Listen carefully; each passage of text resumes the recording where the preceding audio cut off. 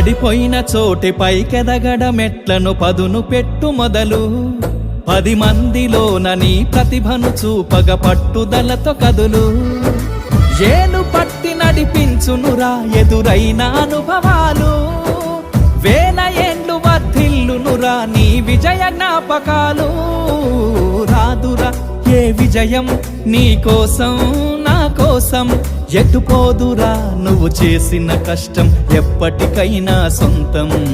కాలంతో పయనించే వాడికి కానిది ఏముంది సాధనతోనే సాధ్యమవ్వునని సదాశయంతో సాగర ముందుకు రాదురా ఏ విజయం నీ కోసం నా కోసం ఎటుపోదురా నువ్వు చేసిన కష్టం ఎప్పటికైనా సొంతం